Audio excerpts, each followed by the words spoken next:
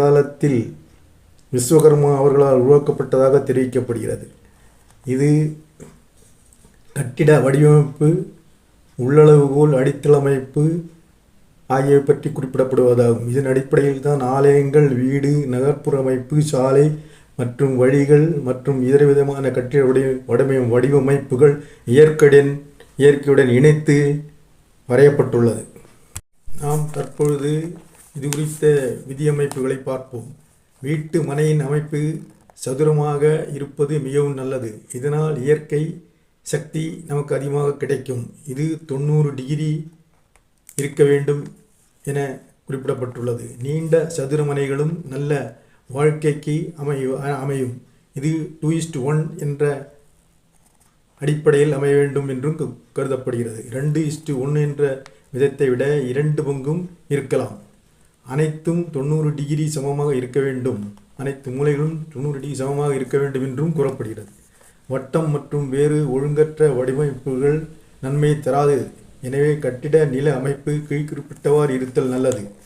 அதாவது 1:1 32x32 என்பது 32x32 1024 சதுர அடி.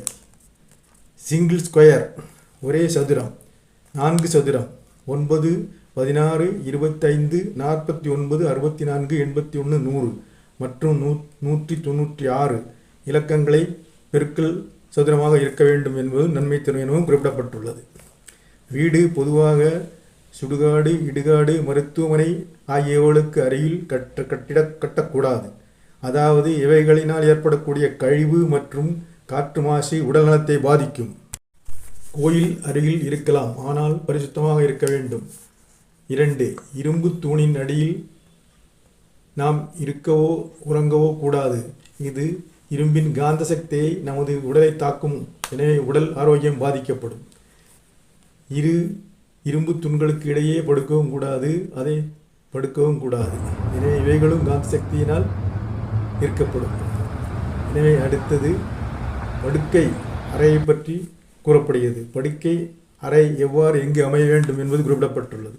இது மேலும் அதிகப்படியாக தென்மேற்கில் அல்லது வடமேற்கில் அமைய வேண்டும் என்பது குறிப்பிடப்படுகிறது. அதில் படுக்கை கட்டிலும் கிழக்கு அல்லது மேற்காக வைத்துத்தான் இருக்க வேண்டும். இதுதான் நன்மையை தரும். வடக்கு தெற்காக நமது தலை வைத்து படுக்கும் பொழுது பூமியினுடைய காந்த சக்தி நமது மூளையையும் உடலையும் பாதிக்கிறது. இதனால் நமது உடல்நலம் பாதிக்கப்படும். அதிகபட்சம் இந்த படுக்கை அறையின் அளவு 130 சதுரடியாக இருக்கலாம்.